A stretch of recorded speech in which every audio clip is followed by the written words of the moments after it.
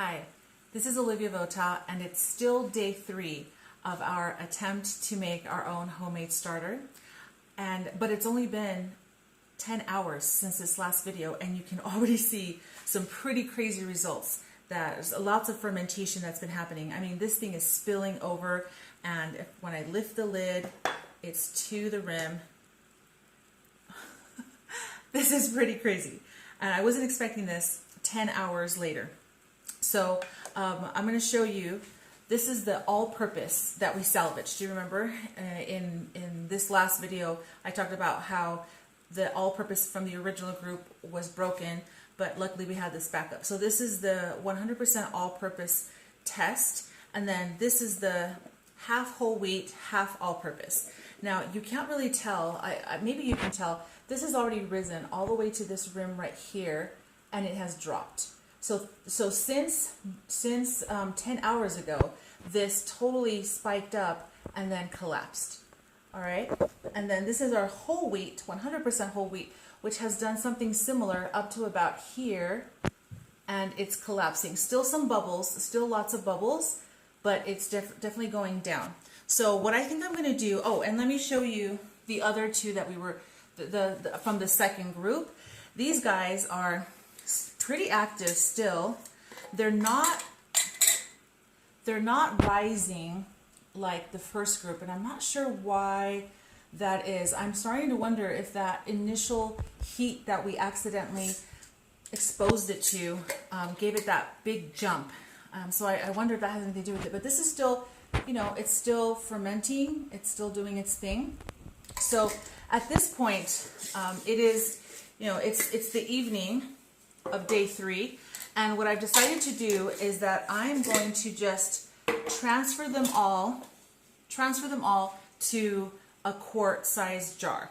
And I think that if I were to do this again, I would have started with quart-sized jars. I didn't think I'd need to. I thought we would be fine with the pint jars, but if I were doing this again, and I probably will someday, I would start with the quart jar to begin with. So here's what I'm going to do. Here's the process I'm going to follow. I'm going to dump everything out like I typically do with Eve, and all I'm going to leave are, well, actually, since I'm transferring this over, I'm just going to take a little bit of this one just to seed this new jar, and that's about all. This is, I'm experimenting, right? I'm following some stuff I've learned online, or sorry, not online, in books. I'm following some of the stuff I've learned, but then I'm also kind of going with my instinct. So that's about all I'm going to add. And then I'm going to add 60 grams of water and 60 grams of, you can see that at the bottom, 60 grams of water and 60 grams of all-purpose flour to all of them, okay? And I'm going to let it sit on my counter, and we're going to see what happens tomorrow. Now, I'm going to dump all of this out, okay?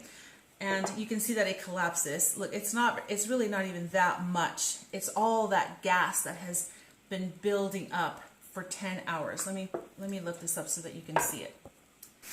So hopefully you can get a really good view of this and notice that there's not that much in there. And when I mix it, when I punch the holes out, it goes down even more. Okay, so that's what we had. Now I'm going to add water and flour to this little seed that we have right here. And I'm thinking that the reason why these little test starters are rising so rapidly and collapsing so quickly is because maybe there's not enough flour. Now my kitchen is warm. I just checked, and it's 76 degrees, so that certainly is playing into it.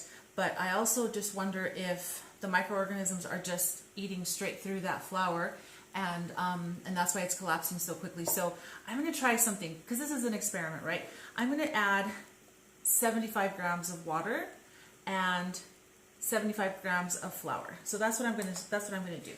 I'm going to need a little bit more water. Okay, so we're going to go for 75 grams of water. Okay, perfect. And then I'm going to grab my spoon here, and I'm going to zero my scale out, and we're going to add 75 grams of flour. So we're always doing equal amounts flour, equal amounts water. Whatever amount you decide to do at home, as long as you keep it equal, then you're fine. All right, excellent.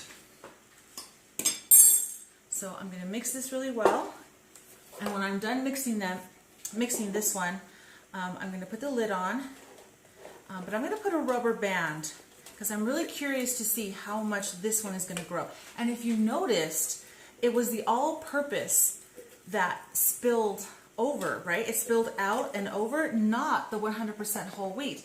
The 100% whole wheat did rise to almost the ridge, but it didn't overflow. So it's interesting. I wasn't expecting that. I was expecting the 100% whole wheat to stay strong throughout this whole process, but this all-purpose transitioned very well. And I wonder if it transitioned well, because as you recall, in the last, let's see, what was it? Today, well, it was today, day 3, that I decided to transition all of them to white, right? To white flour and to all-purpose flour.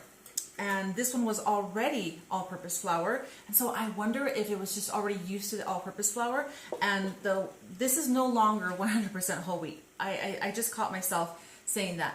It still looks darker because, do you recall, we didn't take all of it out when I transitioned them to all-purpose. I only took out half. So there's still half whole wheat in here. But this isn't used to the all-purpose flour, so I wonder if it's just getting used to it. And this jar, or this one, because it already had so much, it only had all-purpose. I wonder if that's why it did so well. Okay, so that's all I'm going to do. I'm going to put the lid back on. Here it is. Okay, I'm putting that lid back on, and then I'm going to do the same thing when I transfer all of these others to quart-sized jars. I'm going to just do take a little bit of it, of each jar, put it in the new jar, add 75 grams of water, 75 grams of flour, and we'll see what happens tomorrow morning. All right, thank you, and I'll see you here back tomorrow morning.